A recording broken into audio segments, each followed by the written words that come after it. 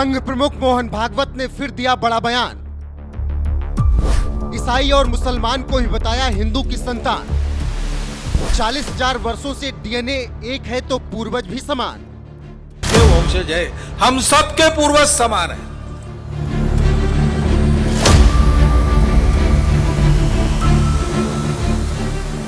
दुनिया की सबसे बड़ी आबादी वाले देश हिंदुस्तान में तमाम जाति और धर्म के लोग रहते हैं।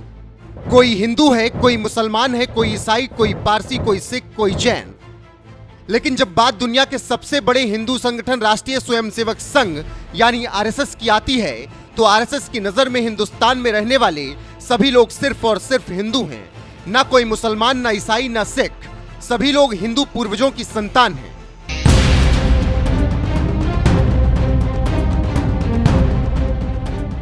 केशव बलराम हेडगेवार ने आजाद हिंदुस्तान से पहले साल 1925 में जिस आरएसएस की स्थापना की थी, उस हिंदूवादी संगठन को आज 100 साल हो गए और इसी शताब्दी वर्ष के खास मौके पर दक्षिण राज्य कर्नाटक की राजधानी बेंगलुरु में संघ की 100 वर्ष की यात्रा नए क्षितिज नाम से एक कार्यक्रम का आयोजन किया गया, जहां संघ प्रमुख मोहन भागवत ने एक बार फिर बयान दे दिया।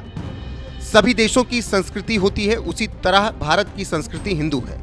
हम खुद को कुछ भी कहें, लेकिन हमारी पहचान हिंदू से ही होती है। मुसलमान हो या फिर ईसाई, हम सभी एक ही सभ्यता से उपजे हैं और हमारे पूर्वज एक ही हैं। वास्तव में भारत में कोई भी अहिंदू नहीं। मुस्लिम और ईसाइयों को भी उनकी जड़ें भुलवाने का पूरा प्रयास किया गया है। कोई भी अहिंदू नहीं है। सभी को पता होना चाहिए कि वह हिंदू है, क्योंकि इसका मतलब ही होता है भारत के लिए जिम्मेदार नागरिक। हिंदुस्तान में रहकर जो लोग खुद को अलग अलग धर्म में बांट कर देखते हैं, ऐसे लोगों को संघ प्रमुख मोहन भागवत ने सीधे सपाट शब्दों में बता दिया कि उनके पूर्वज भी हिंदू ही थे। तो वहीं हिंदू राष्ट्र को लेकर भी बड़ा बयान देते हुए मोहन भागवत ने कहा, भारत एक हिंदू राष्ट्र है और संविधान भी इसका विरोध नहीं करता। सनातन धर्म और भारत को अलग नहीं किया जा सकता, इसीलिए सनातन धर्म की प्रगति ही भारत की प्रगति है। ये कोई पहली बार नहीं है जब संघ प्रमुख मोहन भागवत ने सभी हिंदुस्तानियों को हिंदू का पूर्वज बताया हो। वो तो यहाँ तक कह चुके हैं कि काबुल के पश्चिम से छिंदविन नदी की पूर्व तक और चीन की तरफ की ढलान से श्रीलंका के दक्षिण तक जो मानव समूह आज है, उनका डीएनए 40,000 वर्षों से समान है और तब से हमारे पूर्वज समान हैं। के वंशज है, हम सबके पूर्वज समान हैं। आज का विज्ञान डीएनए मैपिंग के बाद कहता है, आज हमको कुछ भी लगे हम एक है कि नहीं, हम अलग अलग है, हम ऐसा है वैसा, हम कुछ भी कहे, विज्ञान कहता है 40,000 वर्ष पहले से जो अखंड भारत था, काबुल के पश्चिम से छिंदविन नदी की पूरब तक और तिब्बत के उत्तर की ढलान से यानी चीन की तरफ की ढलान से श्रीलंका के दक्षिण तक जो मानव समूह आज है, उन सबका डीएनए 40,000 वर्षों से समान डीएनए है। यानी तब से कम हमारे पूर्वज समान है। और हमको उन पूर्वजों ने यही सिखाया कि अपनी अपनी पूजा है, उस पर पक्के रहो। अपनी अपनी भाषा है, उसमें बोलो, उस भाषा का विकास करो। अपना अपना खान पान रीति रिवाज, हम जहां रहते वहां के भूगोल के लिए उचित खान पान है, उस पर भी पक्के रहो। आज सबसे बड़ा सवाल यह है कि हिंदुस्तान में रहने वाले सभी नागरिकों का डीएनए हिंदू बताने वाले मोहन भागवत की नजर में हिंदू है क्या? हिंदू होने का मतलब क्या है और हिंदू कितने प्रकार के हैं? इसे भी विस्तार से समझाते हुए उन्होंने बताया, हिंदू होने का अर्थ है भारत माता के वंशज, भारत के लिए जिम्मेदार, जो भारत के लिए लड़े वो सभी हिंदू। सभी मुसलमान और ईसाई के पूर्वज भी इसी भूमि के हैं, इसीलिए वो भी हिंदू हैं। मुसलमानों में भी माना जाता है कि जब तक वतन की मुट्ठी भर मिट्टी जनाजे में नहीं पड़ती, तब तक जन्नत नसीब नहीं होती। अब तक आपने सिर्फ हिंदू के बारे में सुना होगा, लेकिन संघ प्रमुख मोहन भागवत की नजर में 4 तरह के हिंदू होते हैं।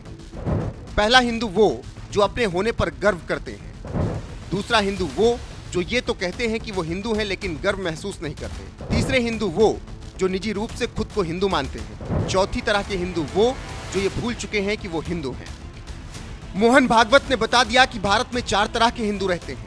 अब आप कौन से हिंदू हैं? अपनी राय कमेंट कर हमें जरूर बताएं। साथ ही कर्नाटक में आयोजित कार्यक्रम में मोहन भागवत ने और क्या कुछ कहा, वो भी सुन लीजिए। 50-60 साल पहले ये दृश्य हमारे शहरों में देखने को मिलता था कि देहातों से जो पढ़ने के लिए आते थे, जिनकी व्यवस्था नहीं थी शहर में, वो किसी के घर में रहते थे बताकर मेरी व्यवस्था नहीं है, तो ऐसे विद्यार्थियों को घर में रखा जाता था। भोजन की व्यवस्था नहीं है तो घर में जाकर मधुकरी मांगते थे, मिलती थी। अलग निकाल के रखते थे कि कोई आएगा मांगेगा, उसके लिए है। निश्चित होता सोमवार को इस घर में इसका भोजन होगा, मंगलवार को उसी का दूसरे घर में होगा, बांट कर लेते। संस्था नहीं थी। समाज की संवेदना संस्कारों के रूप में कर्तव्य निर्धारित करती थी और कर्तव्य निर्धारित करने के कारण ये सारे काम अपने आप होते थे। लेकिन 2000 साल से ये जो जड़वादी चिंतन है उसके चपेट में धीरे धीरे हम आ गए। कुछ तो पहले अपने से आ गए, हम भी भूलने के कारण और लोगों को मौका मिला, उन्होंने हमको पूरा भुला दिया और ये बातें बंद हो गई। आज समाज की स्थिति क्या है? ये काम संस्था बना के करना पड़ता है। अच्छा है, करते हैं, वो करते हैं, 25 साल से कर रहे हैं, आज वर्धापन दिन मना, ये सब अच्छी बात है। परंतु ये काम चलाने वालों का लक्ष्य क्या है? लक्ष्य यह होना चाहिए कि इसको देखकर मन में संवेदना समाज के जागृत होनी चाहिए, अपने संबंधों का भान फिर से खड़ा होना चाहिए और समाज करने लगे। हम कर रहे हैं, हमको समाज मदद करता है।